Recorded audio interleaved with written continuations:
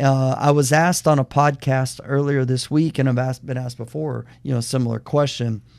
But what I was most proud of since I've been in real estate, and what I'm most proud of, in real estate, and has nothing, what I'm most proud of is just, my family and my marriage and things like that. But, when it comes to real estate, a lot of people may think it's the books and the notoriety and stuff like that. No, not at all. Like, not at all. I like to teach. I like to educate, motivate, inspire, and equip people to go out and pursue their dreams, and their real estate dreams. So I enjoy teaching and speaking and teaching and writing. But it's a very simple answer. If someone asks me what I'm most proud of, it's what you see on here, that I have 100% track record of loan performance. But I also put that means not 100% track record of success, because what that means is that I've lost money on deals. Okay. I have, unfortunately, on a fair, a decent amount of deals I've lost some money on. Now, I will tell you that I've been pretty good at minimizing, the bad deals. There haven't been too many of them, and the hits haven't been too terribly hard. For the longest time, my biggest hit was like a $5,000 to $10,000 loss on a deal, which is not bad at all. But that being said, every single loan that I've taken on or hundreds and hundreds of deals, like I said, I've always performed on my loans. So that means even if I'm losing money on a deal, I've performed with whatever my loan agreement was with my lender. I've been able to perform on that 100% of the time, meaning they're not taking losses. No one's, I've never gone into foreclosure or bankruptcy or anything like that. And I'll tell you, it hasn't always been easy. So one of the first things that I want to share with you, and I guess one of the first lessons or things, kind of if you're watching this and you're considering becoming a private mortgage lender, is you really, like, the one of the most critical things that you need to be able to do is to analyze your borrower. And so part of this I guess track record that I have had, I'll tell you, has just been my mindset. That's my commitment, that come hell or high water, I'm going to perform on my loans and my commitments to my lender no matter what. So whenever you're screening a borrower, you're going to learn how to, and I'm going to get into this, you need to analyze the deal, but you also need to be able to analyze the borrower. Make sure you establish that trust and really get a good pulse on how that person's going to react when their back is against the wall. Because my back has been against the wall on deals before. There's always going to be challenges in business and in real estate. Not everything is going to be sunshine and roses. Look at what we're going through right now at the time of this recording that I'm shooting this. We're going through the COVID-19 pandemic. We're going through a stock market crash. We're going through oil and gas tanking. We're going through small businesses going out of business. We're going through unemployment going through the roof. It's a crazy, crazy world out there. So you need to always make sure that you do analyze and screen your borrower and understand their investing background. Their background and their business model is really what I was going to say. And so I'll talk about my business model real quick.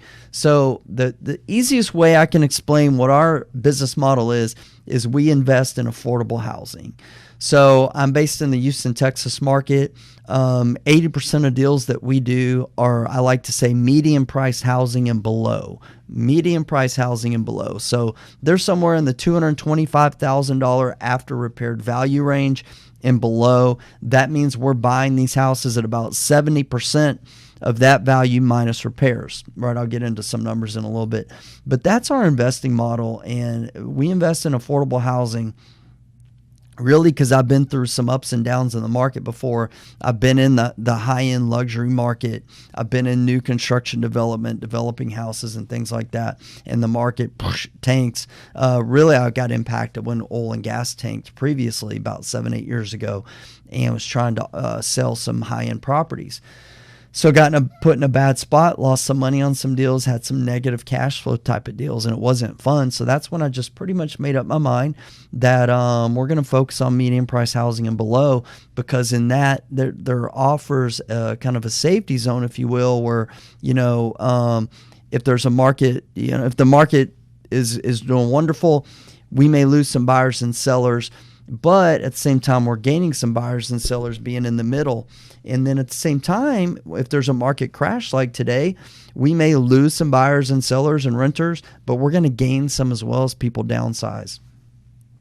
So we're well insulated, and we have multiple exit strategies. We can flip these properties, we can rent these properties, we can owner finance them, we can offload them, sell them to another real estate investor or REIT or whatnot. So that's why we invest in kind of middle class, medium price housing, and that's my business model in a nutshell.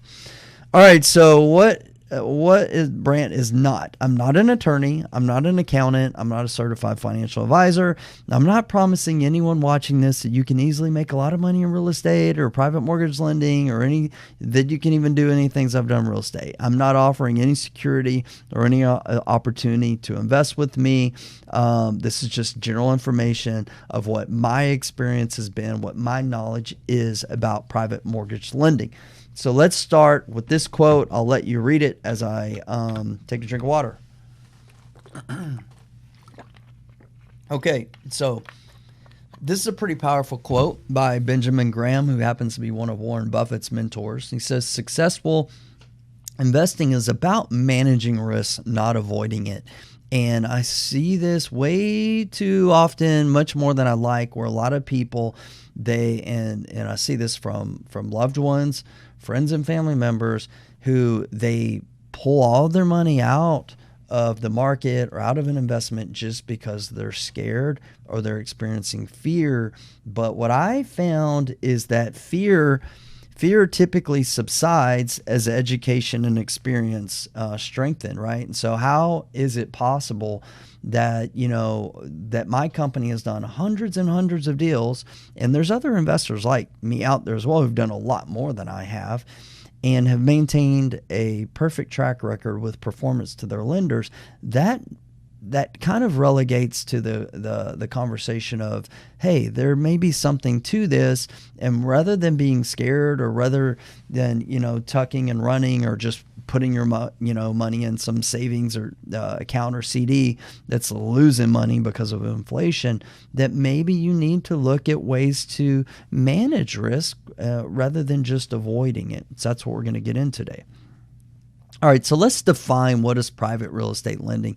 It's basically non-bank real estate lending, although there's a lot of similarities. These are loans that are used for purchases to purchase real estate.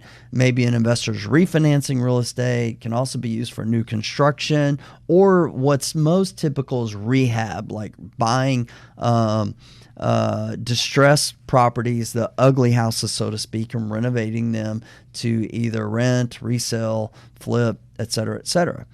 Okay, so private real estate lending, I will tell you that there are different underwriting standards than bank and other more conventional sources, and I'll also tell you that you are the underwriting department. So you get to pick what you want to underwrite, what you want to require, and what you don't. And so we'll talk about that in a little bit.